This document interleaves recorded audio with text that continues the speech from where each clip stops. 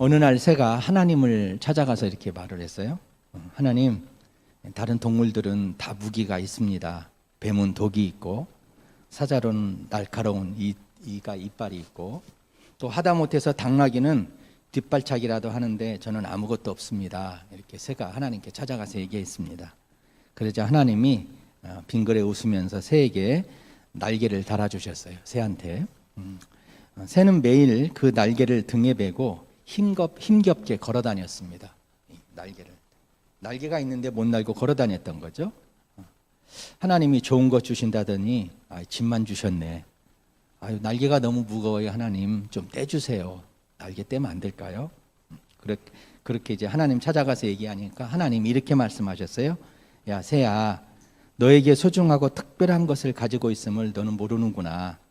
날개를 활짝 펴서 하늘로 높이 날아올라라. 높은 곳에 가서 만나는 자유와 희망을 누려봐라. 그렇지만 새는 이 날개가 무엇인지 잘 몰랐기 때문에 그냥 짐으로 느끼고 힘겹게 살아가고 있었습니다. 그러던 어느 날 청길 벼랑 끝에 100m 앞에 이르렀습니다. 그런데 참 이상한 것은 하나님이 새를 자꾸 밀어내는 거예요. 벼랑 끝으로. 그러자 새가 생각했습니다. 하나님이 왜 나를 여기 데려오셨지? 왜 자꾸 나를 밀지? 그리고 이제 10m 전에 이르렀어요. 하나님이 계속 새를 밀어내자 하나님이 이제 곧 그만두시겠지. 설마. 그리고 이제 1m 전에 이르렀어요. 야 이제 더 이상 나갈 데도 없는데 하나님이 나를 사랑한다고 하는데 더 이상 밀지 않을 거야. 그리고 이제 벼랑 끝에 딱 도달했습니다. 아니야, 절대 하나님이 나를 벼랑 아래로 떨어뜨릴 리가 없어. 내가 어떻게 힘들게 노력하며 살아왔는지 하나님이 잘 아실 테니까. 그러나 하나님은 벼랑 끝자락에 간신히 서 있는 새를 그 아래로 밀어내셨습니다. 그리고 새가 떨어지면서 이제 나는 죽는구나. 엉겹결에 날개를 폈습니다. 그제서야 새는 알았습니다. 그에게 자신에게 마음껏 하늘을 날아올라 자유를 누리는 날개가 있다는 것을 그제서야 알았다는 거죠. 지지난주에 지인, 제가 아는 분이 보내준 글을 보면서 저도 이렇게 묵상을 해봤어요. 이 새처럼 주님 주신 날개를 내가 짐으로 여기고 자꾸 하나님이 주시는 기쁨을 또 상실한 채 나는 버겁게 살아가고 있지 않나, 이런 생각이 들었습니다. 자, 같이 읽은 오늘 본문 말씀은 바벨론 포로로 끌려가 있는 하나님의 백성들에게 하나님께서 예레미야라고 하는 선지자를 통해 주신 말씀이세요. 그래서 1절 보면 이렇게 말씀하시잖아요. 볼까요? 선지자 예레미야가 어디에서? 예루살렘에서 이 같은 편지를 보낸 거죠. 어디로 보냈습니까? 느부갓네살이 예루살렘에서 바벨론으로 끌고 간 포로 중, 포로 생활에 있는 사람들에게, 특별히 남아있는 장로들, 제사장들, 선지자들, 모든 백성에게, 그러니까 주의 고하를 막론하고 모든 사람들에게 해당되는 말씀을 하나님이 이제 예루살렘에서 예레미야에게 말씀 주셨어요. 예레미야야, 이 말씀을 적어서 저쪽 바벨론 땅에 있는 포로에 있는 이 백성들에게 좀 보내다오. 그런데 이스라엘이 왜 포로로 끌려갔을까요? 하나님이 원래는 이스라엘 포로 보낼 생각이 없으셨어요. 그런데 하나님 말씀을 자꾸 불순종하니까 하나님이 선지자를 보내서 그러지 말아라, 말 잘 들어라, 이 말씀대로 너희들이 살아가는 것이 축복이다. 세상을 따라 살지 말고 하나님 말씀 어기면서 네가 죄 짓고 살면 안 된다. 너는 내 백성이야, 내 자녀야, 내가 택한 사람들이야. 이게 선지자를 통해 계속 말씀해 주셨는데 말을 안 들어요. 그제 하나님이 또 보내요. 그런데 또 말 안 들어요. 또 보내요. 또 말 안 들어요. 부모가 자식들이 말 안 들으면 마지막에는 어떻게 해요? 매를 들고 혼내잖아요. 내버려 두는 부모가 세상에 아무도 없어요. 그래서 하나님이 결국은 뭐예요? 혼내신 게 포로로 끌려간 거예요. 근데 이 사람들이 얼마나 나쁜 사람은 아니었겠죠. 얼마나 강팍했는지 하나님이 보낸 선지자를 죽이기까지 했어요. 너 절대 그런 말 하면 안 돼. 우리에게 그런 말 하면 안 돼. 그리고 하나님이 보낸 선지자인데도 죽였어요. 하나님이 결국은 바벨론이라는, 그러니까 세계사를 보면 바벨로니아인데 이 느부갓네살 왕에게 포로로 끌려가요. 그게 이제 BC 605년에 1차 포로로 끌려가고 그리고 2차 포로로 BC 597년에 끌려가요. 그리고 이제 3차는 BC 586년에 가는데, 이제 오늘 본문은 1차, 2차 포로를 지난 후에 보낸 말씀이에요. 너희들이 포로 생활하는 너희들이 이렇게 해야 된다, 이렇게 말씀하시는 거예요. 자, 그런데 여러분, 포로 생활할 때 가장 바라는 것이 뭘까요? 상식적으로 빨리 포로를 끝내고 어디로 가는 거예요? 본국으로 돌아가는 거 아니겠어요? 아무리 우리가 여행 가는데 너무 좋고 막 휘황찬란한 곳에서 즐기고 살아도요, 빨리 어디로 가고 싶어요? 집으로 가고 싶잖아요. 똑같은 거예요. 이게 포로에 갔던 사람들의 간절한 소망은 귀환하는 거예요. 자, 그러자 이때를 찬스로 여기고, 항상 진품이 있으면 뭐가 있어요? 가짜가, 짜가가 있어요. 짝퉁이 있다고요. 오늘 제가 1절만 읽었는데 그 1절 이하에 보게 되면 하나님께서 예레미야 선지자에게 말씀을 보냈는데, 또 짝퉁 선지자가 또 하나 있었어요. 하나니라는 사람이에요. 이게 하나니는 뭐라고 얘기하냐면, 이 하나냐가 하나님이 곧 포로로 돌아가게 할 거다, 그러니까 너 걱정 말고 돌아갈 준비해라, 이런 헛소리를 한 거예요. 하나냐 선지자는 짜간데 백성들에게 주는 말은 더 좋은 메시지를 주잖아요. 그렇죠? 근데 하나님은 예레미야 선지자를 통해서 뭐라고 말씀하셔요? 오늘 우리가 10절부터 읽었죠? 뭐라고 말씀하세요? 아니야, 너희들 곧 돌아가는 게 아니라 몇 년이 차야 된다? 70년에 하나님의 정한 때가 돼야 너희들이 돌아갈 수 있다. 이걸 하나님이 말씀해 주신 거죠. 결국 이 백성들이 다시 포로 귀환해서 돌아오려면 70년이 차야 된다는 거예요. 역사적으로 70년이 차서 돌아왔어요. 역사의 흐름을 보면 하나님 말씀대로. 자, 이걸 통해서 우리가 볼 수 있는 건 뭐예요? 하나님은 나름대로 하나님의 백성들에 대해서 계획하고 계시는 게 있어요. 우리를 향해서 하나님은 섭리하고 계세요. 하나님의 계획들이 있다는 거예요. 여러분 개인뿐만 아니라 여러분 가정에 대해서, 여러분의 자녀에 대해서, 그리고 바른교회에 대해서, 우리나라에 대해서, 세상에 대한 하나님의 계획들이 쭉 있다는 거예요. 그것을 이제 오늘 본문에서는 하나님의 생각이라고 표현해요. 우리를 향한, 너희를 향한 하나님의 생각, 이렇게 표현하고 있어요. 자, 11절 볼까요? 11절. 예레미야 29장 11절. 여호와의 말씀이니라 너희를 향한 나의 뭐갓을? 생각을 내가 아나니. 내가 생각을 가지고 있다, 이런 뜻이에요. 11절 말씀이. 자, 이 내용을 새 번역으로 좀 보니까 이렇게 표현해요. 다른 번역에 보게 되면 쉽게 이야기해서 설명드립니다. 내가 너희를 두고 계획하고 있는 것들이 있다. 그것은 재앙이 아니라 번영이다. 그리고 내가 너희에게 미래에 대한 희망을 주려는 거야. 그러니까 하나님의 생각, 하나님의 계획, 하나님이 원하시는 건, 그 백성들을 향한 하나님의 섭리는 뭐예요? 지금은 포로로 너희들이 재앙같이 여길지 모르지만 절대 그게 아니야. 나는 뭐다? 평안이야, 평안. 너희들에게 평안 주고 싶은 거야. 그리고 미래에 절망 주려고 내가 하는 게 아니라 너희들의 미래에 뭘 주려고? 희망을 주려고 그래. 소망을 주려고 그래. 이게 하나님께서 우리 자신들을 향해서, 그 백성들을 향해서, 여러분과 여러분 자녀들을 향해서 계획하고 계신다는 거예요. 이게 하나님의 생각이라는 거예요. 그런데 자꾸 뭐예요? 반대 생각은 어떤 생각이에요? 재앙으로 생각합니다. 자꾸 뭐예요? 그 기간에 하나님이 계획하신 것들을 자기 생각대로 막 자꾸 깨려고 그래요. 그러니까 뭐예요? 자꾸 상처받고 아프고 힘든 거예요. 하나님의 계획과 생각은 너희들이 이제 70년이 있어야 된다. 그리고 너희들이 이제는 이 과정을 지나면 어떻게 된다? 다시 포로로 돌아올 것이다. 이게 하나님의 계획, 하나님의 생각이라는 거죠. 그래서 여러분, 우리가 이 말씀을 생각하면서 볼 수 있는 게, 하나님은 우리에 대한 생각이 있으시다라는 거예요. 하나님이 날 모르는 게 아니라 다 하나님이 우리에 대한 생각들을 갖고 계신다는 거죠. 여러분 개인과, 또 특별히 요즘 코로나 때문에 어렵잖아요. 사람들이 뭐라고 얘기해요? 너무 힘드니까. 자꾸 소망도 깨지고 희망도 없고 뭐예요? 좌절하고 절망하고, 이런 재앙받았나 뭐 별 생각을 다 하죠. 근데 하나님은 절대 그런 분이 아니라는 거죠. 너희에게 뭐예요? 평안을 주기 위한 건데, 이것은 하나님의 뭐예요?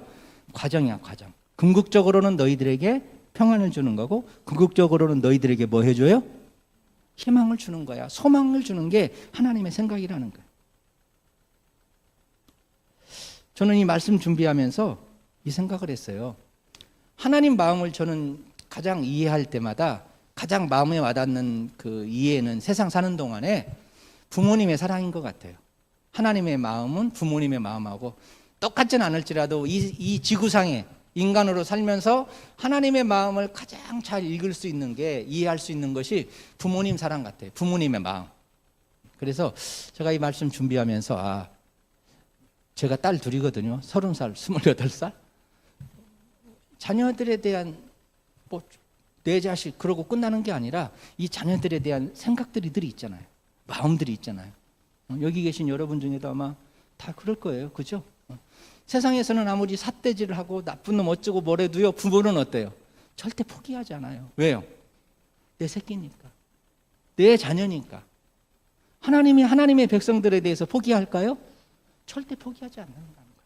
때로는 뭐예요? 우리가 자녀를 키우면서 말 안 듣고 힘들 때는 어떻게 해요?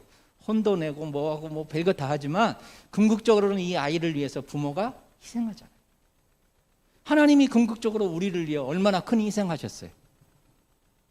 후반부에 나누겠습니다만 예수님이 십자가에 죽으신 것은 하나님이 우리를 향한 생각들을, 마음들을 표현해 준 거 아닌가요? 그래서 첫 번째 우리가 생각할 것은 우리가 우리 인생의 모든 과정 중에 여러 때로는 고난이 있고 힘든 게 있고 여러 과정들이 있을 수 있어요. 그러나 궁극적으로 하나님은 우리에게 뭘 주기를 원하신다? 평안과 소망 주기 원하신다. 이런 믿음 가지시기를 바랍니다. 코로나 때문에 참 힘들잖아요. 그런데 여러분, 이 코로나를 통해서 하나님이 너희들 절망 좀 해봐라, 고생 좀 해봐라, 그럴 뿐이시겠어요? 좀 모르겠어요. 저는 다른 분은 어떻게 이해하는지 모르지만 저는 하나님께서 이 어려운 상황을 통해서 하나님이 계획을 가지고 메시지를 주신다고 생각해요. 그건 뭐냐면 너희들이 이 과정을 통해서 너희들을 돌아보고 너희들의 믿음을 회복하고 너희들의 현주소를 좀 보라. 너희들의 믿음의 본질을 좀 볼 줄 알아야 된다. 그래서 어쩌면은 이 코로나가 우리들의 신앙을 다시 다지는 기간이라고 저는 믿어요. 정말 네가 하나님 믿냐? 이 코로나 위협 속에서도 네가 하나님 믿는 믿음이 있냐? 이걸 보시는 것 같다는 생각이 들 때가 많아요. 그럼에도 불구하고 너희가 하나님을 예배할 수 있겠니? 요즘 여러분 코로나 때문에 교회 예배가 많이 어려워졌어요. 사실은 통계를 보게 되면요, 상당히 많은 숫자들이 교회를 떠났어요. 예배도 많이 소홀해졌어요. 그리고 옛날같이 우리가 예배에 대한 이 경외심이 사라졌어요. 처음에는 안 그랬는데 시간이 지나가니까 어때요? 비대면 예배 드리면서 처음에는 잘 드리는 것 같은데 그 다음에는 뭐예요? 시간 맞춰서 그 시간만 딱 오고 그냥 예배가 아니라 뭐예요? 커피 마시면서 그냥 무슨 강연 듣듯이 예배 드리는. 혹시 여기 비대면 예배 드리는 분 있으리라고 내가 생각하는데요, 정말 있는 그 자리에서 하나님 앞에 정중하게 예배 드릴 수 있기를 바랍니다. 우리가 하나님께 예배 드리는 거예요. 뭐 와서 드리면 좋겠지만 이 코로나 때문에 제한되는 분도 충분히 있을 거예요. 저희 딸들도 병원에 근무하기 때문에 굉장히 제한이 많아요. 사람 만나는 것도 제한이 많고 조심해요, 엄청. 그렇지만 예배 드릴 때는 뭐예요? 비대면이건 대면이 이게 중요한 게 아니라 뭐예요? 정말 하나님께 예배 드릴 수 있는 것, 이걸 우리가 볼 수 있어야 돼요. 저는 그래서 궁극적으로 이 우리 모든 어려움을 나쁘게만 보지 않아요. 궁극적으로 하나님의 선한 뜻이 있다고 믿어요. 정말 소망 가져야 된다고 생각해요. 오늘 본문이 첫 번째 그걸 가르쳐주고 있어요. 하나님에 대한 믿음을, 건강한 믿음을 가져라. 바른 믿음을 가져라. 여러분 안에 그런 믿음의 확신이 있기를 간절히 소망합니다. 자, 두 번째로 볼 수 있는 것은 그럼 믿음을 가진 우리는 어떻게 해야 될까? 오늘 본문에서는 하나님이 뭐라고 말씀하세요? 너희들이 지금 재앙 가운데 있다고 생각하지 말고 궁극적으로 내가 너희에게 평안을 줄 것이고 미래의 소망을 주는 건데 너희들은 이런 상황에서 어떻게 하라, 그 말씀을 하나님이 우리에게 가르쳐 주세요. 자, 11절 보세요. 11절. 여호와의 말씀이니라 너희를 향한 나의 생각을 내가 아나니 평안이요 재앙이 아니니라 너희에게 미래와 희망을 주는 것이니라. 자, 너희들은 뭐 하라? 12, 13절. 너희가 내게 부르짖으며 내게 와서 기도하면 내가 너희들의 기도를 뭐 할 것이요? 들을 것이요. 13절. 너희가 온 마음으로 나를 구하면 나를 찾을 것이요 나를 만나리라. 이 말씀은 뭐예요? 지금 그런 믿음을 가진 너희들, 포로 생활이지만 그 안에서 누구를 만나라는 거죠? 하나님 만나라는 거예요. 너희들이 지금 해야 될 건 뭐냐? 하나님의 백성으로서 하나님 만나는 일에 힘써야 된다, 그 얘기예요. 특별히 강조하는 게 뭐예요? 내게 부르짖으며 내게 와서 기도하면, 나를 구하면, 나를 찾으면, 이런 게 계속 강조돼요. 궁극적으로 하나님께서 원하시는 건 뭐예요? 하나님 만나기를 원하세요. 하나님 만나기를. 하나님을 구할 때 두 가지 강조점이 나오죠. 첫 번째는 뭐예요? 부르짖으며라요. 부르짖으며. 이 간절한 모습 아닐까요? 어떨 때 여러분 부르짖나요? 위기의 상황 때, 힘들 때 부르짖지 않나요? 어떤 때 아이들이 부모를 향해 울고 난리법석 치나요? 너무 좋고 해피할 때 그래요? 아니죠. 힘들 때 그러잖아요. 프로 생활 얼마나 힘들겠어요, 여러분. 그때 하나님이 원하시는 건 뭐예요?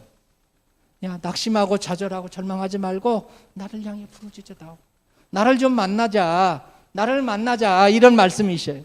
그런데 나를 구하고 찾되 어떻게 구하냐고 13절 말씀하냐면, 너희가 온 마음으로 나를 구하면, 이렇게 표현해요. 온 마음으로. 그러니까 만나주면 말고 안 만나주면 그러지 뭐, 이게 아니에요. 아닙니다. 하나님, 절대 나는 하나님 만나야 돼요. 간절히 부르짖으면서 하나님 붙잡으라는 말씀이에요. 이게 바로 우리가 해야 될 거예요.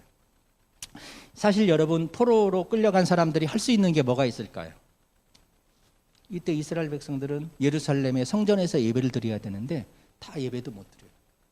포로로서는 뭐예요? 자유가 있나요? 자유도 없어요. 본인이 유일하게 할 수 있는 게 뭘까요? 기도예요, 기도.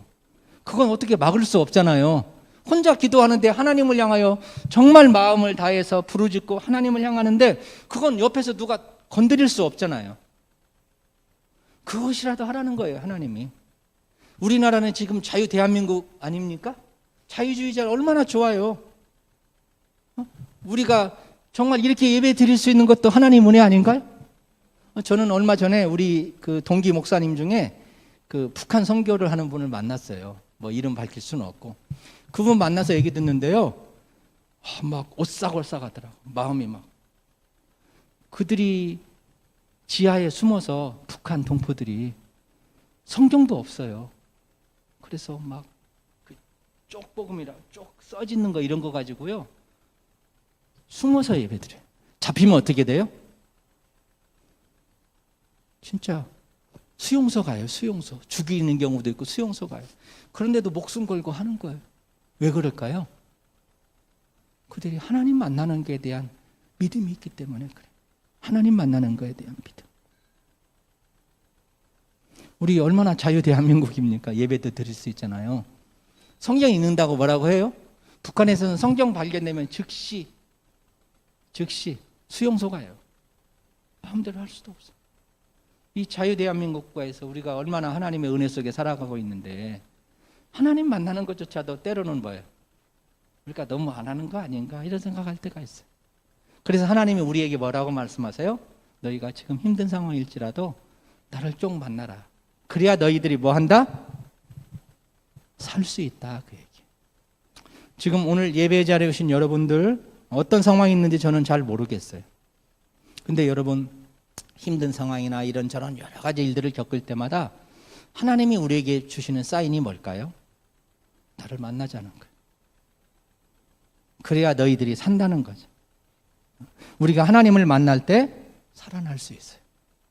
여러분, 이 어려운 시기에 하나님에 대한 믿음을 가진 것을 하나님과의 만남을 통해 확증하시기를 바랍니다. 개인 기도 생활도 하시고요. 또 예배 생활도 잘 하시고 성경도 좀 읽으시고. 성경 못 읽으면 뭐예요? 그냥 말씀 들었던 거 기억이라도 하고. 아침에 일어나서 제일 먼저 뭐 하세요?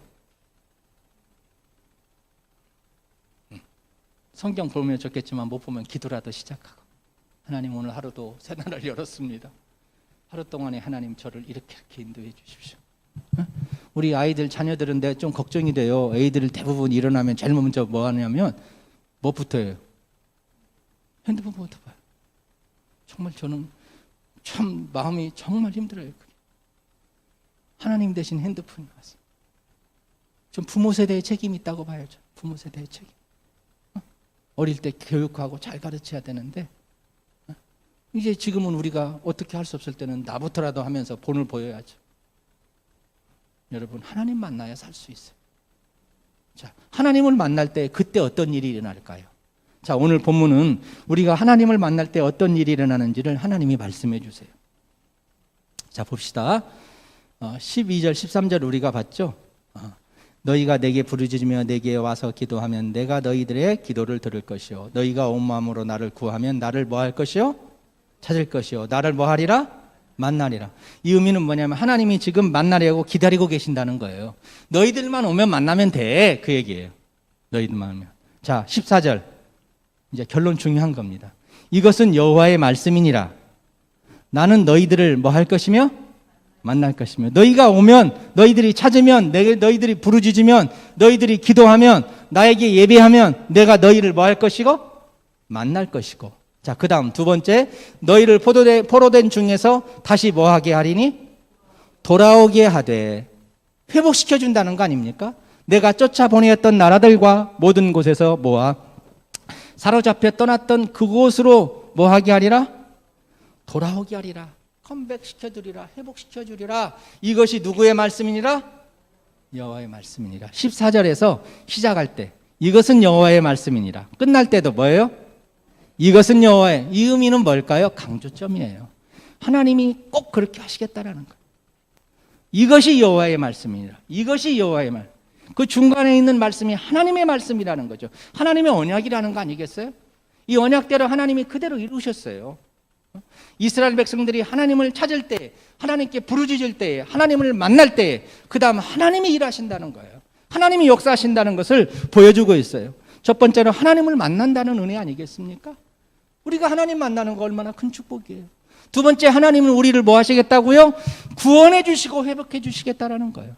너희들을 포로에서 구원해 줘서 다시 이곳으로, 예루살렘으로 컴백시키겠다. 다시 돌아오게 하겠다. 이런 말씀이에요. 너무나 좋은 소식 아닌가요? 그건 하나님이 하시겠다라는 거예요. 만나는 건 우리가 하나님을 향해 만나지만 그 다음 일은 누가 하세요? 하나님이 책임지고 하시겠다라는 거죠. 만남의 주체도 하나님이시고 만나서 우리를 위해 역사하시는 분도 하나님이시라는 거예요.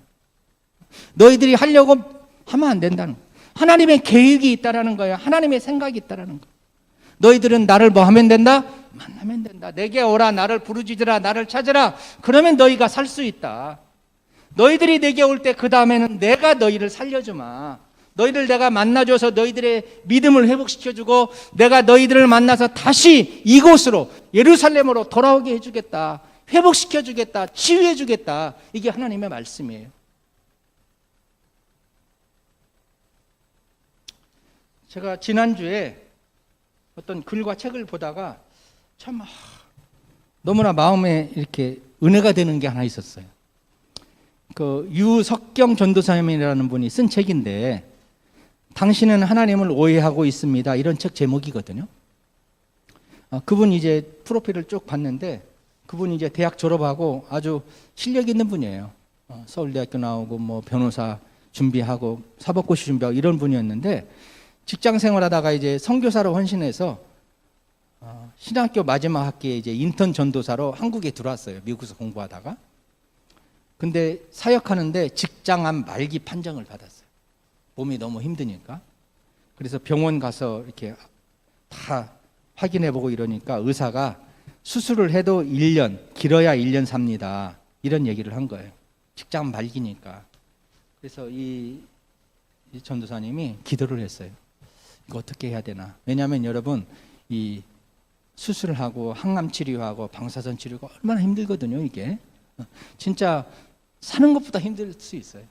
그래서 이분이 이제 하나님께 기도하면서 결단을 내렸어요. 내가 수술을 하면서 이렇게 시간을 보낼 것인가. 수술을 해서 살아나는 확률도 적다는데 그것도 1년이라는데 그래서 결단을 내리기를 다 중단하자. 내가 이제 남은 시간, 하나님이 주신 시간은 한 사람의 영혼에게 복음 전하며 살다가 죽자. 포기했어요. 젊은 나이에. 여자분인데 얼마나 통증이 심하겠습니까? 근데도 그것들을 다 이겨내면서 요청이 있는 곳마다 전도하러 다니고 복음 전하고 그랬어요. 그런데 의사 말하고 달리 3년 동안 생존했어요. 3년 동안 생존하면서 그가 하늘나라의 기쁨과 소망을 맛보고 정말 복음을 전하며 살다 갔어요. 이 가까이 있는 분들이 그분에 대해서 얘기하기를 유 전도사님은 짧은 인생을 살았지만 누구보다 행복하고 자유롭게 살다간 하나님의 사람이었습니다. 이렇게 증언해 주고 있거든요. 근데 제가 참 놀라운 것은 이분이 암 환자인데 그 책 내용 안에 이런 내용들이 몇 가지 있어요. 한 두세 가지인데 제가 소개해 드릴게요. 저는 암이 내 생애에서 두 번째로 큰 축복이라고 생각합니다. 말이 돼요? 이분은 두 번째로 나는 큰 축복입니다. 첫 번째 축복은 12살 때 예수님을 인격적으로 만나는 거고, 두 번째는 바로 암이 제 인생의 두 번째 큰 축복입니다. 그러면서 저는 암이 왜 생겼는지 모르겠습니다. 제가 몸 관리를 잘못했을 수도 있고 스트레스를 받아서일 수도 있습니다. 자, 어떤 원인 때문이든 하나님이 허락하신 거라면 이것이 제게 가장 좋은 것이라고 믿습니다. 그렇게 그가 기록해요. 만약 절벽 끝에 우리가 서 있고 절벽 밑에 예수님이 서 계시다고 생각해 보십시오. 예수님이 손을 벌리며 내가 받아줄 테니 뛰어내려라고 한다면 대부분의 크리스천은 내 주님, 저는 주님을 신뢰해요 라고 말은 하지만 실제로는 뛰어내리지 않고 기어서 내려갑니다. 그러는 동안 피도 나고 상처도 있습니다. 그런데 우리가 손을 놓고 뛰어내린다면 주님의 품에 안기는 경험도 하고 다치지도 않습니다. 그런데도 저는 98%만 내려놓고 2%는 놓지 못했습니다. 제가 스스로 뭔가 해보려고 붙잡고 있었습니다.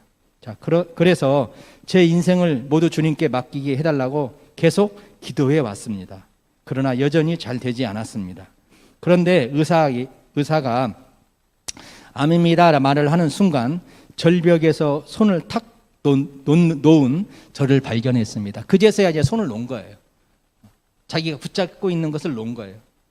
10년을 기도해도 안 될 일이었지만 곧바로 이루어진 것입니다. 자, 그런데 절벽에서 손을 놓으니 그렇게 자유로울 수가 없었습니다. 그 절벽에서 자기 자신의 비상을 경험했습니다. 그래서 저는 암이 정말 축복이라고 생각합니다. 자, 두 번째는 제가 암이 축복이라고 생각하는 두 번째 이유는 죽음을 준비할 시간을 갖게 되었기 때문입니다.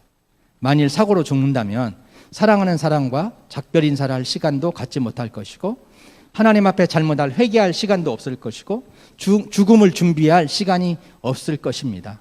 그러나 저는 죽음 앞에서 준비할 시간이 있으니 정말 큰 축복이자 감사할 일입니다. 죽음도 생각해보고 계획도 해보고 인사도 하고 미안했던 사람들에게 진심으로 미안했다고 고백도 하고 내 사랑을 진심으로 표현할 수도 있습니다. 마지막으로 암이 내 생애의 가장 큰 축복 이유는 하나님입니다. 하나님. 저는 그동안 너무 바쁘게 그리고 힘들게 사느라 주님께 집중할 시간이 없어서 주님을 더욱 친밀하게 경험하고 말씀을 깊이 묵상하는 시간을 갖기 위해 신학교에 갔습니다. 그런데 암에 걸린 후 신학교 때보다 100만 배 더 주님과 가까워졌습니다. 이렇게 얘기를 하더라고요. 그래서 제가 이 글을 보면서도 참 먹먹했어요. 가슴이.